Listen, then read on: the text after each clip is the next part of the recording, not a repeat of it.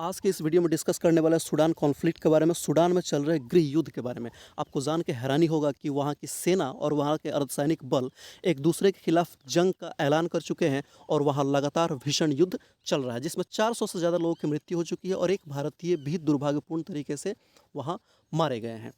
सबसे पहले सूडान का लोकेशन देख लेते हैं। यह है सूडान, जिसकी राजधानी खार्तूम है।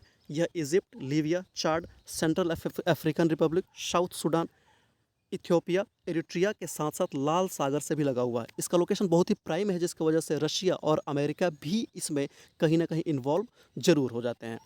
आपको मालूम होना चाहिए कि यहाँ पे लगभग 3000 से ज़्यादा भारतीय रहते हैं, जो पढ़ाई या फिर बिजनेस या किसी और काम के लिए वहाँ गए हुए हैं। 3000 से ज़्यादा। और ऐसी स्थिति में सूडान में गृह युद्ध होना हमारे लिए अच्छे संकेत नहीं है, क्योंकि हमें अपने भारतीयों की सुरक्षा का ध्यान रखना होता है। इस चीज़ को देखते हुए कल प्रधानमंत्री नरेंद्र मोदी ने अपने अधिकारियों को यह निर्देश दिया था कि जैसे भी हो, सूडान से भारतीय नागरिकों को सुरक्षित लाने का कोई प्लान बनाया जाए और उनको जल्दी से जल्दी वहाँ से इवैक्यूएट करके भारत में लाया जाए। पिछले 3 दिनों से जो संघर्ष सूडान में चल रहा है, वो संघर्ष में रैपिड सपोर्ट फोर्स यानी आरएसएफ, जो कि वहाँ का पैरामिलिट्री फोर्स है, और सेना एक दूसरे के आमने सामने है। और सभी दोनों ये क्लेम कर रहे हैं कि सूडान की राजधानी खार्तूम में जो भी रणनीतिक जगह है, उस पर अपना अपना कंट्रोल कर चुके हैं। सूडान में नागरिक सरकार को सत्ता हस्तांतरित करने की मांग को लेकर 2021 से ही दोनों एक दूसरे के खिलाफ चल रहे हैं। और साथ में एक और प्लान था कि सेना को अर्धसैनिक बल में मिला दिया जाएगा, दोनों मर्ज कर दिए जाएंगे। लेकिन मर्ज करने के बाद से कौन इसका नेतृत्व करेगा, सेना करेगी या फिर रैपिड सपोर्ट फोर्स के अधिकारी करेंगे, इस बात पर सहमति नहीं बन पाई थी, जिसकी वजह से दोनों एक दूसरे के खिलाफ जंग में उतर चुके हैं। आरएसएफ प्रमुख का कहना है कि सेना के सभी ठिकानों को खत्म करने के बाद ही हम रुकने वाले हैं, जबकि सेना का कहना है कि जब तक आरएसएफ को हम नेस्तनाबूद ना कर दें, तब तक यह युद्ध नहीं रुकने वाला है। आरएसएफ के बारे में जान लेते हैं। आरएसएफ का गठन 2013 में हुआ था। सेना से अलग इतने मजबूत सुरक्षा बल का होना सूडान की अस्थिरता का सबसे बड़ा वजह माना जाता है। इसकी उत्पत्ति कुख्यात जानजीवाद विद्रोही संगठन के रूप में हुई थी। ये एक मिलिशिया था, जो कि सरकार से पैसे लेके जो काम सौंपा जाता था उस काम को करता था। फॉर्मल मिलिट्री नहीं था, लेकिन बाद में इसे वहाँ की पैरामिलिट्री फोर्स का दर्जा दे दिया गया था। दिक्कत ये हुई कि पैरामिलिट्री फोर्स का दर्जा देने के बाद से इसे बहुत से धन संपत्ति दिए गए, साथ में इसे सोने का खदान जैसे चीज़ें भी मिली, जिसके इसका पावर बढ़ता रहा। और पावर बढ़ने का कारण है कि वहाँ पे एक पावर कॉन्फ्लिक्ट देखने को मिल रहा है।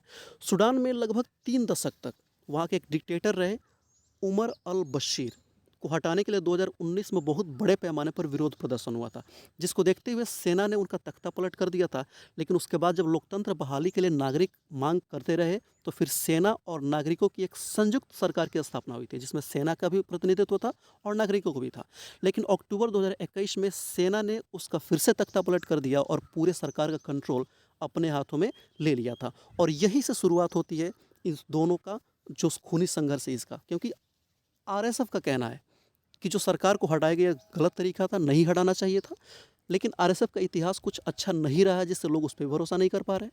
और वहीं सेना का कहना है कि जब तक एक पूर्ण रूप से लोगों द्वारा चुना गया सरकार स्थापित नहीं होता, तब तक वो सरकार का पावर ट्रांसफ़र नहीं करेंगे। और ये संघर्ष वहाँ चल रहा है। देखिए, यूक्रेन में युद्ध चल रहा है, बहुत हाइप इसका मचा हुआ है, क्योंकि यूरोपीय देशों का वहाँ पे इंटरेस्ट छुपा हुआ है।